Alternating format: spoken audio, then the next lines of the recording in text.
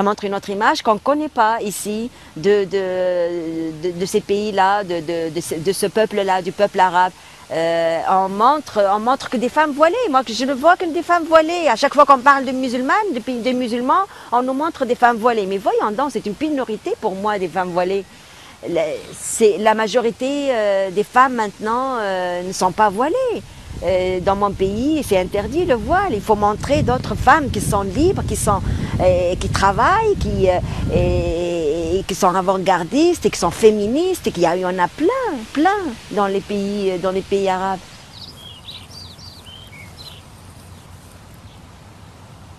Pour moi, tant qu'il reste des femmes qui n'ont même pas le droit encore de jouir en Arabie Saoudite ou au Koweït, ou en Afghanistan, la liberté de la femme en Occident restera toujours menacée.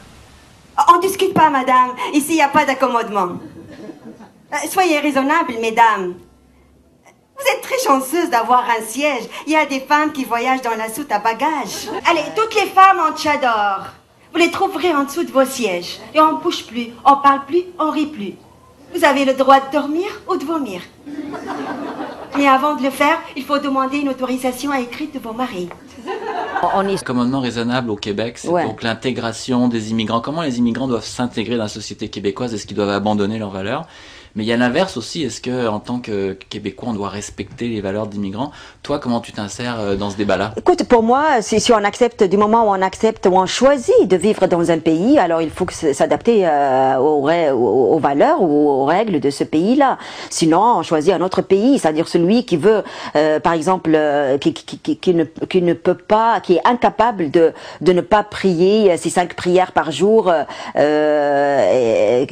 le temps. C'est-à-dire dans l'horaire exigé, dans l'horaire exact, religieux, et qui doit pratiquer tous ses devoirs religieux. Pourquoi il choisit le Québec? Pourquoi il va pas? Il doit vivre soit dans le bois ou dans le désert, c'est-à-dire avoir une relation directe avec le Dieu. Il doit pas, quelqu'un comme ça, il doit pas vivre dans la société. Et il doit complètement être retiré de la société. Pour moi, si on vit dans une société, il faut s'intégrer dans cette société. Moi, ça me tape sur les nerfs, cette affaire d'accommodement raisonnable, parce qu'il y a des choses qui sont impossibles qu'on demande parfois. C'est ça, mais ma question c'était aussi, est-ce que ta prise de position arabe et cochonne, c'est pas déraisonnable aussi d'une certaine manière par rapport à ces gens-là? Mais je dis pas que c'est pas ce que je pense là. Oui, mais, je le dis quand je me présente. Qu'est-ce que tu réponds aux gens qui te disent ça à ce moment-là? En tout cas, quand je me présente à mon spectacle, je dis je suis pas raisonnable, mais je suis très accommodante. Voilà. Donc c'est pas raisonnable pour eux, c'est leur problème. C'est leur problème parce que c'est quelques personnes qui se sentent offusquées, qui se sentent dans leurs valeurs, et bien mais qui ne soient ils viennent pas me voir et c'est tout. Moi je fais pas ce spectacle-là pour ces gens-là de toute façon. Tu sais, maman, j'attends un bébé, hein? Non, fâche-toi pas, maman, tu sais... Ah oui, je suis encore vierge. Mais pas à 100%.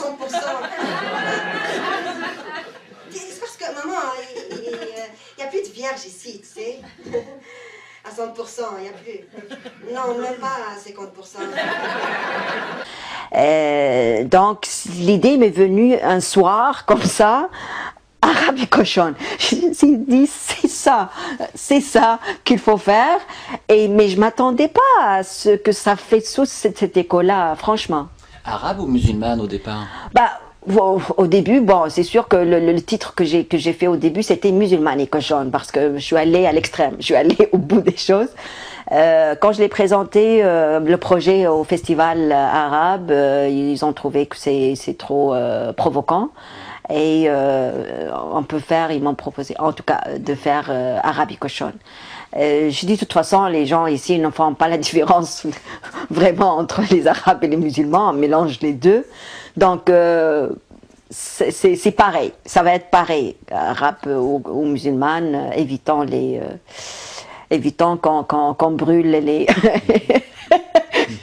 je sais pas moi, le théâtre ou le... Je dis, mais voyons donc, il y a plein de musulmanes qui sont libres. Alors moi, je suis musulmane et cochonne, c'est elle est libre. Je suis musulmane de culture et cochonne de principe. Pour moi, cochonne, c'est la femme libre dans son esprit, dans son corps. C'était la femme passionnée qui aime faire l'amour et qui le fait et qui déclare devant tout le monde publiquement qu'elle le fait. Et de voir tout le temps dans les médias l'image de la femme arabe ou musulmane qui est soumise, qui est idiote, qui est ignorante. Je suis tannée aussi qu'on me dise que je ne représente pas la bonne image de la femme arabe et musulmane. Je suis une femme qui aime parler, j'adore discuter. Dans mon spectacle, j'intègre les deux, je fais les deux. Dans mes stand-up comiques, je chiale, Je me suis toujours battue contre les intégristes, que ce soit même dans mon pays. Et ça va te faire foutre! T'es qui toi, t'es qui moi? T'es pas qui, t'es pas quoi? T'es qui toi, t'es qui moi? Mais toi t'es qui, t'es quoi? Donc on parle beaucoup des accommodements raisonnables, de l'immigration. Pensez-vous dans le fond que vous êtes